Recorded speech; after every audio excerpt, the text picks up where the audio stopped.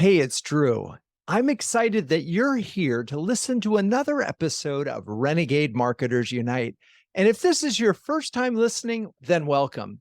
This show is brought to you by CMO Huddles, the only marketing community dedicated to inspiring B2B greatness and that has a logo featuring penguins. Wait, what? Yeah, well, a group of these curious, adaptable, and problem-solving birds is called a huddle. And the B2B marketers and CMO huddles are all that and more, huddling together to heat up the coldest job in the C-suite.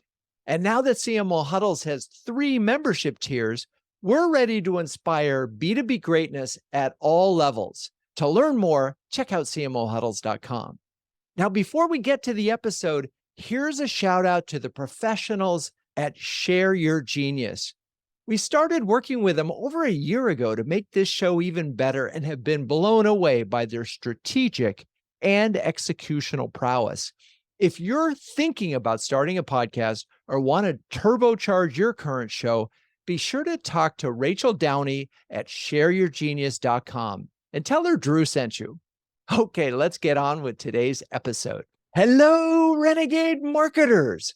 Welcome to Renegade Marketers Unite, the top-rated podcast for B2B CMOs and other marketing-obsessed individuals. You're about to listen to a recording of CMO Huddle Studio, our live show featuring the CMOs of CMO Huddles, a community that's sharing, caring, and daring each other to greatness every day of the week. This time, we've got a conversation with Huddlers Kaycee Kalpin of Premier Inc., Janet Jaiswal, marketing advisor and former CMO of Cloudbeds, and Deahl of Drakestar on tightening your ICP, that's your ideal customer profile. Let's get to it. I'm your host, Drew Neiser, live from my home studio in New York City. For many CMOs, 2003 has been a year of proverbial belt tightening, in which these marketers are being asked to do more with less budget, less staff, and maybe even less tech. This, in turn, forces the marketer to make some really hard choices, especially when it comes to targeting. Do we try to reach more people less frequently, or do we narrow our target and hope we can convert more of a small group? What's particularly interesting here is that refining one's target into what the industry calls an ICP, or an ideal customer profile, can actually propel growth. In a podcast I did with Noreen Galstian of SADA Systems, their decision to focus on only one cloud platform rather than 3 led to a doubling of their business. So on today's episode of CMO Huddle Studios, we're going to explore the notion of narrowing your ICP as a growth accelerator and how 3 CMOs have approached this challenge. With that, let's bring on Kaycee Kalpin, the CMO of Premier Inc. Hello, Kaycee. How are you?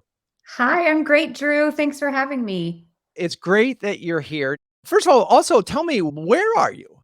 I am in Charlotte, North Carolina. If you know Charlotte, I'm in the Ballantyne area, about 10 minutes from one of Premier's corporate headquarters. Very cool. And so talk a little bit about implementing agile marketing at Premier and what that means exactly. That's usually what people ask because it's probably what I've done the most thought leadership on. And right at the start of the pandemic, I had a team that was 100% in the office and doing stand-ups where we literally stood up in a circle every Monday morning and talked through our projects and goals for the week. When we all shut down our offices and went remote, we had to get super creative. So we explored and got the team certified in something called agile marketing, similar to agile for software developers.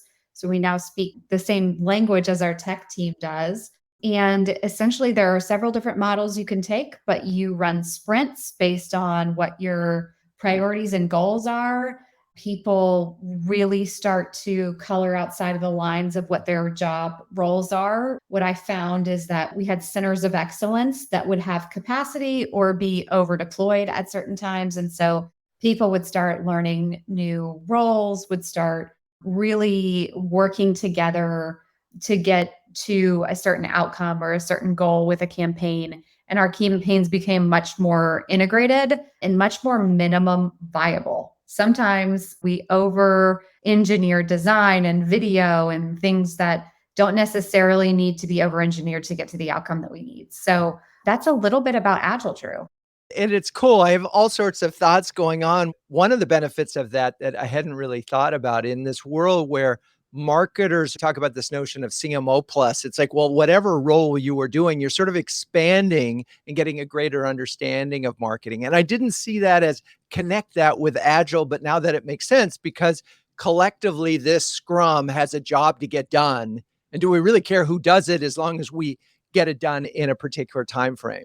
Point that you make about minimum viable marketing is an interesting one. And I guess we're thinking about micro campaigns and other things like that. Not big picture, not like brand, but we're just talking about we got to get this type of execution out the door.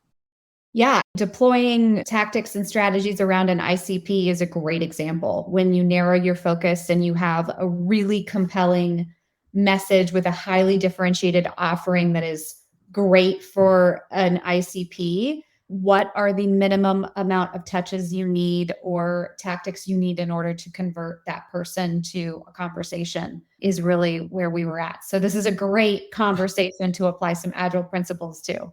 So, well, let's explain the process that you have gone through at Premier to get to an ICP. It's so fascinating for our company because 90% of our revenue comes from our existing base. So we're very much a cross-sell and upsell type of company, and sales and marketing tactics align to that. And so within healthcare, which we are a healthcare performance improvement company, we have a large tech stack and service offerings to align with helping hospitals and health systems improve their performance all across the board. And within healthcare, people buy in committees. And so, really understanding my most sophisticated marketers are not necessarily marketers that have master's degrees in marketing or journalism or comms. They're ones that know the business and our accounts so incredibly well that we can segment our accounts. We can narrow in on who the buying committee is, and we can create ICPs based on information that we have. And I think we'll probably talk a little bit more about this later, but in addition to intent data has been really critical for us in designing and deploying strategies on our ICPs. So not just saying this person is perfect for this solution or this account is perfect for this solution, but actually demonstrating and showing and measuring that they have some intent to buy or in a cycle to buy us or a competitor. So let me make sure I'm understanding this. Your existing customers, within them, there's a lot more opportunity to cross-sell, upsell to them. And so within there, you're refining who represents that ICP, that ideal prospect, if you will.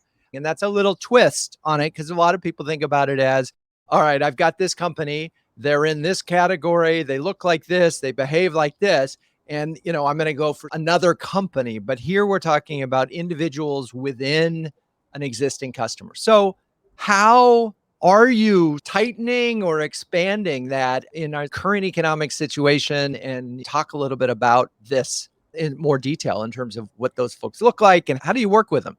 So Premier represents and works with, is connected to 76% of all hospitals and health systems in the nation. So the other 84% is what we would call green space or available to us to add to our existing market share. But like I said, for the most part, we're selling into the same base, additional products and services. So with developing an ICP, you have to get incredibly creative with understanding your accounts, understanding obviously any sort of publicly available data within the account plan or within other systems that personify them or help you identify them as being in need of your solution.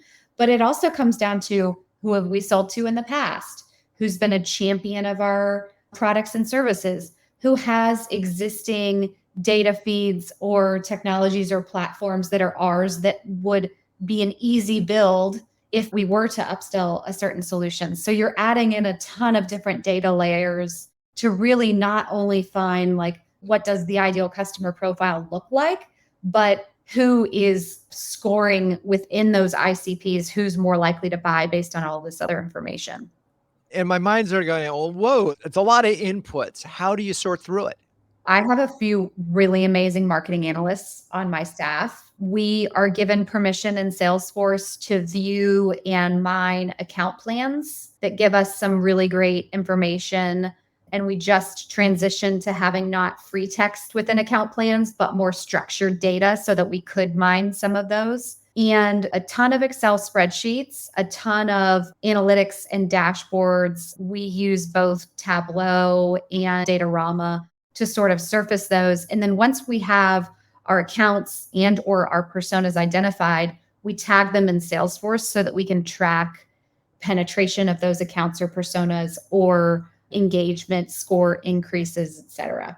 And is there a point in time where you have some theories about this narrowed customer and you just say, that theory's wrong? Or where you're doing plays where you say, we're going to throw somebody out and we thought this was an ICP for a particular product or service, looked like this. And then you just go, nah, you got to move on. Oh, every day. That's the beauty in data and in applying agile principles is that you can test and learn and refine. The days in my organization of creating an annual marketing plan are completely over. Like we do 2-week sprints. We launch tactics to ICPs. And if it isn't working or we're getting feedback or unsubscribes, then we're certainly going to pivot and refine those strategies for sure. The other element of all of this, like I said, is the inclusion and the new modernization of data to include intent data and to be able to see, yes, they meet my criteria, but are they in a buying cycle for us or our solution? I'm imagining 2-week plans and having to live with that and I'm sweating over it and I'm feeling the pain of your teams of that the notion that there are no annual plans. We're going to come back to that because that's got to create some other operational challenges, not just for your team, but for the whole org. So we'll come back to that, but let's bring on Janet Jaiswal from VP Global Marketing at Cloudbeds. Hello, Janet. Nice to see you again. I do. Excited to be part of the conversation. And where are you this lovely day? I'm in Silicon Valley, California, so physically somewhere between San Jose and San Francisco, even though my company is headquartered in San Diego, California. And I think we talked about this. There's a lot of virtualness to your company, which with the word cloud, one would think that kind of would be part of it. Yeah, our company is 100% remote. And so we have employees in more than 40 countries that speak more than 30 languages and customers in about 150 plus countries. So being remote is the only way that we can possibly service that many customers and be in that many markets. Amazing. So you got an MBA at Carnegie Mellon University, and I guess it's the Tepper School of Business, and earned an award for Outstanding Achievement and Alumni of the Year. What does it take to be Alumni of the Year? To tell you the truth, I don't really know what it takes to be Alumni of the Year, but it might have to do with how much I learned at CMU's at Tepper School of Business and perhaps how I applied it to my early career. It's a sharp contrast with what I learned doing my undergrad at the Hall School of Business at UC Berkeley. CMU, it's more of a quantitative MBA. And so that's how it influenced my career as a marketer. I learned the importance of applying a rigorous analytical approach to making better decisions in marketing. As a result, I'm very data-driven, right, in terms of determining what's working and why. That continues to serve me today in my current company.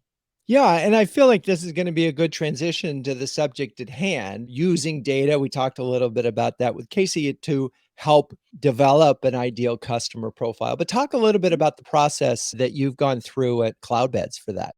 Sure. And let me give some context because how we develop our ICPs, some parts of it are industry specific. So Cloudbeds is a vertical SaaS provider. So we focus on the lodging industry, meaning the folks that run hotels, hostels, etc. And we provide them with the hospitality platform that runs many aspects of their business. Everything from helping their properties to grow revenue, streamline operations, enabling them to create memorable guest experience. So when it comes to developing our ICP, we do have some industry specific needs. But first, let me step back and say that we're very disciplined when it comes to identifying our ICP and then making sure that the entire company's efforts are focused on those ICP needs. So from the early days of the founding of our company, We did the research and went through a lot of trial and error on potential markets, buyer characteristics to identify product market fit. And lo and behold, we realized that the SMB market was not being addressed as well by tech solution providers. So that's where we started our initial focus. We wanted to even the playing field. So smaller lodging businesses would also have access to the same services, products that a Marriott or a Hilton or a Hyatt would. And so for us, part of that success early on in our company was to form our own team of researchers. We refer to them as the market intelligence group. This is the group that collected information on our target buyers. They helped us to determine the size of our TAM as well as our SAM, target addressable market, serviceable available market. So we knew which countries had the most potential, as well as the characteristics of the types of lodging businesses that could benefit most from our solution. So product market fit was something that we had to get right very early on. And so we started with the SMB market that targeted leisure travelers. However, the information we needed to identify these types of properties weren't necessarily captured by traditional data providers. So our internal research team also had to create our initial target list and find information that's unique to our industry, such as the number of rooms in each property. And that helped us to stay focused on our ICP. To this day, our internal team is still the most effective option when it comes to refining our prospects to those that are the best fit for us. So for example, when we come back from a trade show, the research team enriches all of those leads with the right information. So then we know these are ICP, these are a little bit outside of our ICP. So then we can prioritize and focus on the ones that we know is a good product market fit. Yeah. Oh, there's so much to unpack there. And it's so interesting. You define the target from the beginning and with a problem that they had, so you could fulfill that. But I Mhm. also think this notion of the market intelligence group, because not everybody company has that. And so they might rely on a third party to do it, or it's somewhere in the middle and RevOps or something. And I love the name of it too, market intelligence group. It's very clear. I know it sounds silly, but not Mhm. every group, not every company has that. Then that added step of making sure, because often when trade show leads come in, they either go to sales or marketing or someone in events, and then their job is to sort through them. But they may or may not have exactly the same criteria that your market intelligence group has worked out. They own it, right? I think that's so important. Somebody has to own this Yes. because in economies of targeting everybody, obviously, is a problem.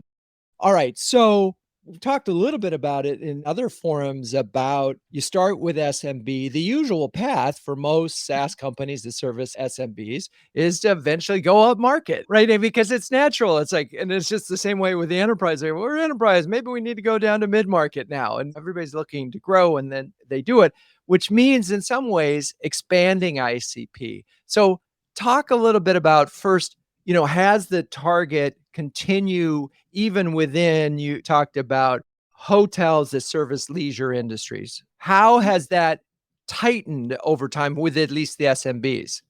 You're right in that we've expanded. We've gone up market. It has expanded in terms of the size of our TAM and SAM. The way we've tightened our focus is really just doing constant testing. We're very disciplined about testing. And to a certain extent, because we're targeting smaller customers or used to, we had a lot of data. You can't really do this for enterprise where you have a few deals and they're huge. So we've always been able to take a data-driven approach that way. So we're constantly testing things. We're constantly testing, do we have the right criteria? Because it varies from market to market. In our case, our market is a country. What is in Brazil is different than what's in Spain or in the UK or in Canada. But we are constantly testing new messaging, new campaigns, pricing changes, products. And we also keep an eye out on macro and microeconomic factors because they affect travel patterns and therefore our target market's demand. As I mentioned earlier, because we're a remote first workplace, it allows us to shift our focus to different countries where there's stronger demand. So we continue to keep an eye out to what is changing. And so that's how we're able to stay disciplined is we've developed a set of criteria. It's very cross-functional. So it's not just marketing and sales at the table. Product has a seat, finance has a seat, as well as strategy. And so we look at all of the criteria and make sure that does this market and does this ICP continue to fit that. And if it doesn't, maybe it's a temporary thing. That's cool. We'll go back to it later. But we use that to prioritize where our resources go. So our criteria has, what's the market potential for that geographic area? We apply a bunch of financial criteria. We look at the competitor strength. We look at our ability to serve them, as well as product capabilities, because the requirements vary from country to country. And so while we may do it on a country by country basis, you can easily apply that to your clusters within your ICP. So we formalize that process of not just doing that initial analysis, but continuing to refine it. And so that helps us to continue to stay focused as much as possible on our ICP. Interesting. So it comes down to the process in the testing in all of this, because again, in your case, with all the different countries, there's obviously a lot of variables at stake. So, okay, I think I have a sense of this. We're going to bring on Jan Deahl now. Jan is the executive director and head of marketing at Drakestar. Hello, Jan. How are you today? Hey, Drew, I'm great. Thanks for having me. Fascinating discussion already. I know my head is spinning at all this testing that the folks and all the variables that need to be testing. But before we get there, where are you today? I live in Fort Lee, New Jersey, and I work in Midtown Manhattan. There you go. All right. Fun fact, I saw on LinkedIn that you lived in Hong Kong for 7 years. Talk about that. That was phenomenal. Personally and professionally, just different cultures, languages, food, and the business landscape. Part of this discussion, we've already hit on global businesses. I think that gave me a really great perspective for a complex business landscape, different markets, entrepreneurial, great opportunities. So it was awesome. Yeah, I have never worked in a foreign country, but there's still time. That's right. Never too late, Drew. Yeah, CMO huddles can work anywhere, as our producer well knows, and so do others. Okay, so we've talked about process so far a lot. Talk about your process for developing an ideal customer profile. Yeah, thanks. And I think listening to Jen and Kaycee, and I've been at this for over 2 decades, it's so situational. The way I come from it at this angle, my mission is to build marketing efforts that drive revenue. I want to win. I want to crush the competition. And I think of this more as not an exercise, but as a mindset, as like a way of operating. Obviously, you need to drive revenue. You need to sell products. You need to understand your buyer landscape. And it can be very simple. It can be very complex. I think of it in terms of 3 buckets: build your persona or your personas, build your industry targets, and then build your firm targets, firmographics, et cetera. And then as Janet started layering in, you have the regional, global, et cetera. And then a lot of the things we've talked about. First of all, I think the best marketing organizations are competitively aware. They understand their industry dynamics, the competitive landscape, the buyers. So using your own knowledge, immersing yourself in the industry, and then where are you winning big? If you're an enterprise solution, your CRM, your marketing team's knowledge, your sales team's knowledge, databases, a lot of this we've already talked about. And the final point I would say is continually testing. And this is not just marketing's job, obviously. This is the organization's job. Sales, marketing, leadership, product.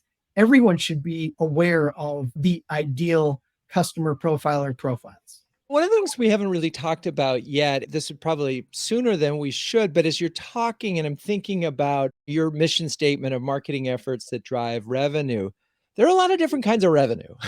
There are customers who actually end up costing you money because their service requirements are so high. They're so painful, right? They're the kind of customer that tends to just be a whiner and creates bad reviews. And then there's sort of the quiet customer that stays for you for 10 years. The lifetime value is extraordinary and is a referral provider and is a case history. So I'm trying to wrap my mind around those sort of aspects of ideal customer profiles, because so far we're really talking about they kind of look like your old customer. They look like this, they behave in a certain way, but it feels like there's more that could go into this. It's a great point, Drew. It's a good way to think about it. I mean, I think it's funny. I've had situations over my career where we've fired clients. We basically said, this client is too difficult The revenue is too low and it's for a product that is not a focus. And I think that does help you, quote, tighten your ICP. Over time, you get a sense for, okay, we have these buckets of, let's call it product line, for example. Fixed income is doing poorly. Equities is doing really well. Okay, focus on equities. What types of clients are buying equities versus fixed income? And then you can also start to look at, wow, this client type or persona A, we're crushing it. And B, we have sort of a few stragglers and they're a pain and it's requiring a lot of resource to manage. So go all in on type A. Over the years, when Renegade was an active agency, there were occasions where we had some of those clients that we did fire. But let's face it, that there's a challenge that you need that revenue and you want that revenue. And it takes a lot of courage to say, you know what, they're not right for us. That's clearly the rare extreme, but I think that's an example of taking that rare extreme and then playing it out and saying, look, we've learned from this experience with this type of client, this product, et cetera. Why are we wasting time here when we could be going all in here? So you don't have to fire the client, but you can use it as a learning example. Oh, no, you got to fire the client. Okay, fine. Yeah. I mean, let's just be clear about that. There are times when you really have to, because it's bringing the whole organization down, but it's painful. So are there any successes or failures that you can point to over the last few years in terms of narrowing your ICP? Look, I've seen two types of failures. One, doing nothing, and two, doing too much. There are some phenomenal marketing teams out there and efforts, and there are some poor ones. I can tell from listening to Kaycee and Janet, these are pros that understand revenue generation. Doing nothing bucket. I'm in marketing. I talk about my product. I talk about my firm. Who am I talking to? Oh, how is it working? Is your message resonating? Or are you winning business? Oh, well, that's sales' job. And by the way, Drew, it is easy to talk about yourself and your product. It is very difficult to speak to multiple ICPs across different industries, different companies, different geographies, put yourself in their shoes and talk about their pain points, right? So doing nothing is one thing, just I market my product. And on the flip side, doing too much. We have 10 ICPs across all these different industries. We have complex personas and journey maps. And it's like, okay, great. If you A, need to do that, and B, if you have the resource to do it. But complexity for complexity's sake is a nightmare. So to this whole discussion around tightening, that the successes I've seen, threading that needle, you understand who your best clients are, where you're winning, you make tough decisions at the organization level. This is working, these aren't, and then you tune everything towards those. I want to ask just one follow-up question on this, and then we'll move on. I'm thinking about the salesperson, and I'm thinking about the person who gets heavily commission-based, and their incentive is not bring in the ideal customer profile. Their incentive is to bring in a customer because, again, they're going to bring in a customer. That's how they get paid. How do you make sure, because marketing's job is to set up that opportunity, but it's simply a matter of not handing over non-ICPs. How do you rein in the sales guys who just want to sell stuff? I think it's a fantastic point because there's ICP and there's ACP. There's like, well, we could sell to anybody in the world. But back to my mission to drive revenue, one of the things I do always is partner with sales. And I think I have grown to have a huge amount of respect for sales over the years. We sit down, we talk about this together. And of course, hey, Drew, you got this one-off client mandate, go win it. But we're going to sit down together and say, what is the big bucket of opportunity? Sales doesn't want one and done. They want a reliable pipeline and revenue stream. So we should be on the same page there. If we're not, there's a problem. All right. I'm with you. Great. So this is the moment where I get to talk a little bit about CMO huddles, and I will then bring all of you all back and talk about it with me. So launched in 2020, CMO huddles is an exclusive community of over 100 highly effective B2B CMOs who share, care, and dare each other to greatness just about every day of the week. One CMO describes huddles as a cross between an executive workshop and a therapy session. And given how hard things are getting out there, who doesn't need a little reassurance that they're not alone? Everything about CMO huddles is designed to be a force multiplier, helping you to make faster, better, and more informed decisions.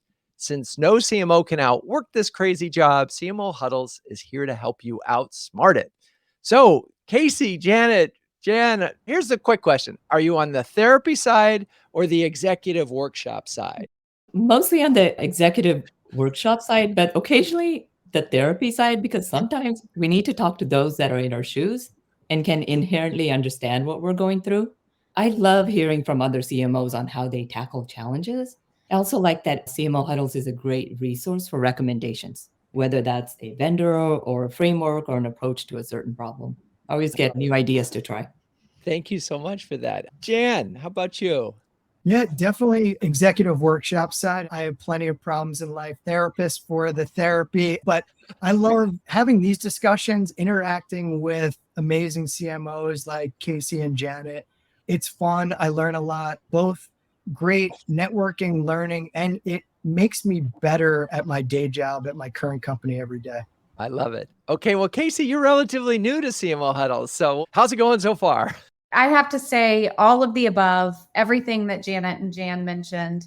On the therapy side, it can be lonely being a CMO. Not everyone understands marketing. It's hard to really connect with your CFO, particularly if you have heavy brand versus performance marketing initiatives going on. And so from a therapy lens, it's nice to have other people to sort of rely on and make sure you're not feeling crazy out there all alone. I love it. All right. Well, I really appreciate the three of your comments. And if you're a B2B CMO, do yourself a favor and check out cmohuddles.com. Okay. So we've started to talk about this subject of marketing against multiple ICPs. Both Janet and Kaycee, you really guys leaned into test, test, test. But I'm trying to get at this thing, and I'm still sort of thinking about Kaycee 2-week sprints. And I want to get Jan and Janet on this. Are you looking at 2-week plans, or do you have quarterly or annual? Janet, where are you on your planning cycle? We're still a bit on the smaller side, so we are definitely have had to be more dynamic. It's also part of our culture. So we don't have a formal process for how often we look, but we know that as market conditions change, we have to change. It is a real challenge because we market both to SMB as well as upmarket, mid-market plus, and each of those requires a different marketing and a sales motion. One's a volume-based game with fast sales cycles and very few decision makers, and the other is a longer sales cycle with multiple decision makers, so requires more of an ABM motion. It's a constant effort of prioritization and discipline. Yeah, and it takes different skills. And I'm just sort of wondering, I'm assuming that the reason that you added the ICP is that you saw that ultimately you can't hit your growth objectives just by staying in this more narrow definition. Is that right? Yeah, we did the analysis. We saw the size of the market. And when the product was ready, that's when we moved. We still had both, but we go where there's market potential and product market fit. I'm going to come back to you now, Kaycee. So we're doing 2-week sprints and we have multiple ICPs. How do you keep your team sane and keep it all like in the air? It's a heavily matrixed organization. So we're actually organized in sort of centers of excellence where you have creatives and you have writers and you have strategists and you have digital and social, but creating cross-divisional teams on certain campaigns or certain ICPs, certainly we've done that before, allows for breaking down the silos and people to help towards a goal. Now, when I say I have 2-week sprints, that doesn't mean that I don't have plans or strategies or goals that exceed beyond the 2 weeks. The idea is instead of the team, the engine creating all of the assets to build a campaign or all of the deliverables to build a campaign in silos, we're making sure things are going through an assembly line to get in the market as quickly as possible to test and learn. And that's the idea of an agile approach. Got it. Jan, as you're hearing these thoughts, I'm curious if your thoughts on managing multiple ICPs. I think it's interesting, the agile framework. I'm a big believer on setting a strategy and a plan up front. Like, I don't think that should have dramatic changes on a daily, weekly, monthly basis. Now, it's always evolving and you're always hopefully improving. But whether it's ICP or whether it's your marketing plan and strategy, I want to set that up front. I want to have tough decisions with sales, with product, with leadership team. Are we on the right page? Challenge me. Tell me where I'm wrong. Is this the right client profile, the right competitive dynamics? So sound strategy and plan up front, and then iterating and evolving. As far as managing multiple ICPs, I've seen different frameworks. When I was in asset management, we had institutional, we had intermediary, and we had retail, and then global businesses. So we had channel marketing, right?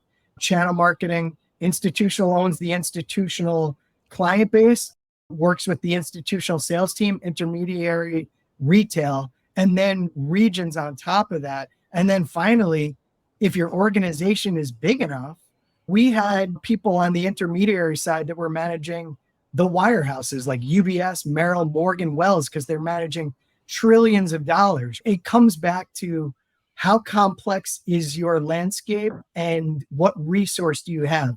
Of course, the more granular you can get and the more resource you can put against it, that's fantastic. But you got to be very careful.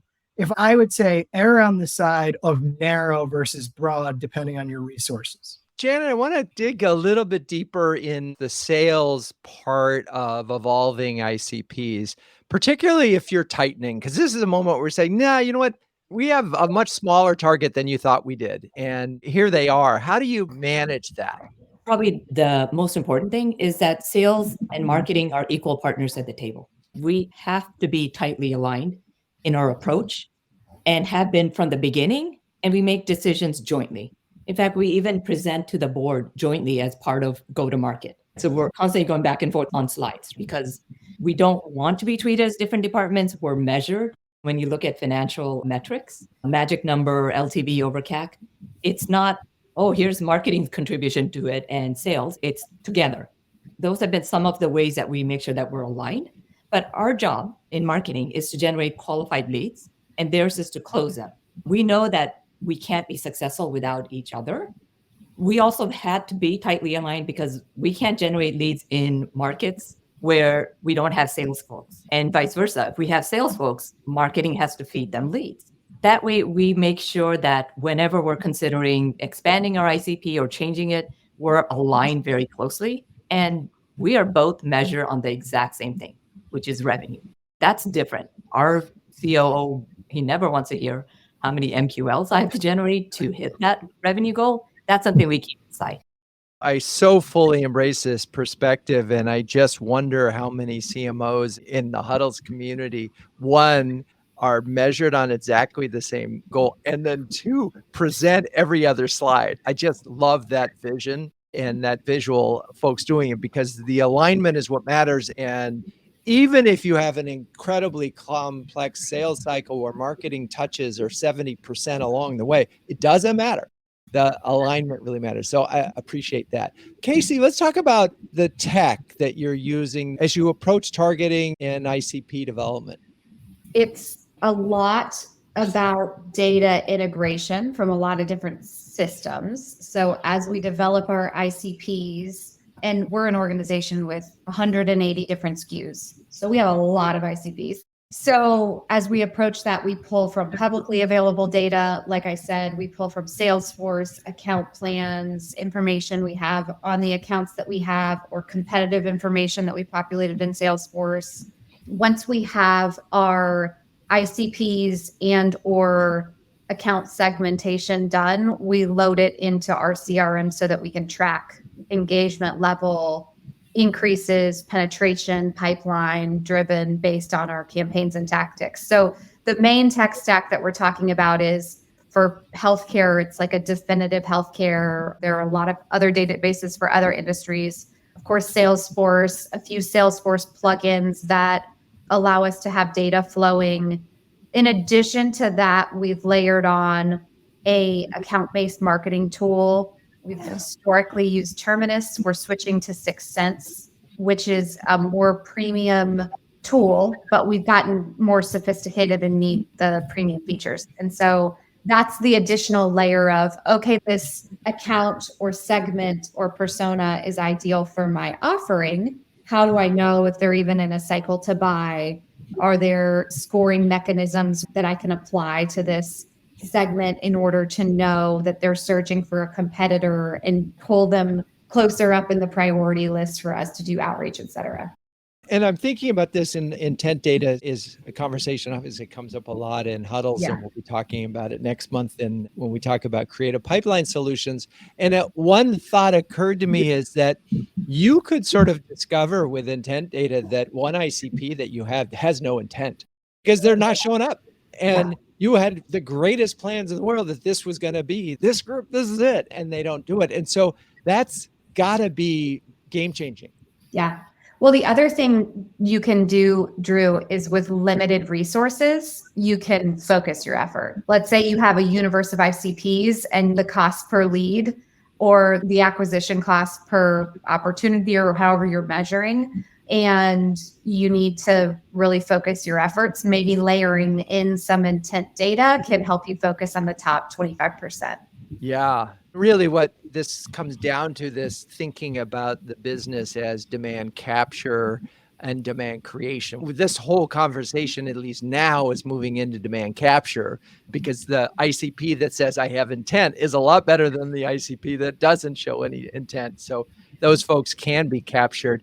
Janet, as you're listening to this, because this is a lot about measuring success in the measurements that you track, what are you looking at in terms of helping you look at the data that you have to sort of inform future decisions about ICP? Kaycee and Janet talked about two important things there. There's sort of your ICP and where that lives, and hopefully there's a set or ICP central source of truth, ideally your CRM as a start. And organizations have trouble with that. That takes a lot of work to get the right tags, enter the right data. Then you're pulling in third-party data on top of that. And then targeting, there's so much you can do there with modern technology and tools today. We've been talking the whole hour about this revenue. So I think of the traditional marketing funnel as in awareness, engagement, and then like win. I sort of try to flip it and think like revenue wins, where are we winning big, and then pipeline opportunities, demos, calls, et cetera, on down to engagement and awareness metrics. And this gets back to marketing, sales, alignment. It's not marketing, it's not sales, it's revenue. Now, that said, you could be in a business that is winning 5 accounts a year or something like that, where your big picture, call it marketing metrics, can tell you a lot. We talked about ABM tools you can use, Madison Logic, 6sense now. So you can look at persona A, persona B, and with across thousands and thousands of touches and say, this is working really well. We're getting a lot of engagement. This is nowhere. So you can certainly use those metrics to inform if you don't have a lot of the other revenue metrics, like what does our pipeline look like? What are our biggest clients? Where are we winning? All good stuff. So this is the moment, and in just a minute, I'm going to ask for your wisdom, your final words of wisdom for other CMOs when it comes to tightening your ICP. But of course, for words of wisdom, my go-to source is Ben Franklin. And as I think about this conversation, I think he would say, it is common for people to give pretended reasons instead of one real one. The real reason for tightening your ICP is because you want to be more efficient. That's what we're trying to do, is we're trying to match. We've got something to sell. You've got something that you need. Let's match it. So no pretended reasons. Let's focus on the real one. All right. Let's start with Janet. Final words of wisdom for other CMOs when it comes to tightening your ICP. So this may sound obvious, but it is surprisingly effective, which is the sooner we can get the company to discipline themselves to focus on their ICP, the less money, time, and resources that we all spend on those leads, because they'll ultimately not benefit our company. We've learned the hard way that, oh, here's this customer, they're excited, they're not a good fit. but they really want to buy from us. We went and sold to them. And guess what? It ended up killing a bunch of organizational resources because we had to make some tweaks to sell to them. And ultimately, they turned. So what was the point of spending all that time and effort only to find out that eventually they were unhappy? So back to just being disciplined the first time and resisting that temptation. Right. Because if you have ideal customer profile and you sell to them and they buy with a higher frequency and they're happy, and then you find that next one that looks like it, your chances of success in keeping that in long-term value are good. Okay. Kaycee, what is your words of wisdom? I'm going to build on Janet's discipline because I think that's so important. This whole conversation we've been having has assumed that everyone stacks hands on ICPs, but sometimes that's the hardest part is getting sales, marketing, and in leadership alignment on how it's defined and who we are going to focus on. So I would just say that is the most critical step. Do not move forward without sales alignment and an ability to measure an impact. And that can happen in an Excel sheet or in a CRM. It can be simple or complex, but alignment across all teams and a commitment, and like Janet said, discipline to that criteria is really important. Stick to it. I love it, and get aligned. Okay, Jan, bring us home with some final words of wisdom. I mean, you nailed it with your question, Drew. Tighten it. It's called ideal customer profile for a reason. So it's not any customer in the world. I think if I have to err on one side, too broad or narrow, I want to go narrow. So tighten it, be disciplined. And that requires tough conversations at the organization all the way up to leadership. So have those difficult conversations and make bets on where you're most likely to win. You're so right. And it's about having the courage to force everybody in the organization to get on the same page and commit to a target and then go for it and really do it well. Okay, great. Thank you, Kaycee, Janet, Jan. You're all great sports. Thank you, audience, for staying with us. To hear more conversations like this one and submit your own questions while we're live, join us on the next CMO Huddle Studio. We stream to my LinkedIn profile, that's Drew Neiser, every other week. Renegade Marketers Unite is written and directed by Drew Neiser. Hey, that's me. The show is produced by Melissa Caffrey, Laura Parkin, and our B2B podcast partner, Share Your Genius. The music is by the amazing Burns Twins, and the intro voiceover is Linda Cornelius. To find the transcripts of all episodes, suggest future guests, or learn more about B2B branding, CMO huddles, or my CMO coaching service, check out renegade.com. I'm your host, Drew Neiser, and until next time, keep those Renegade thinking caps on and strong.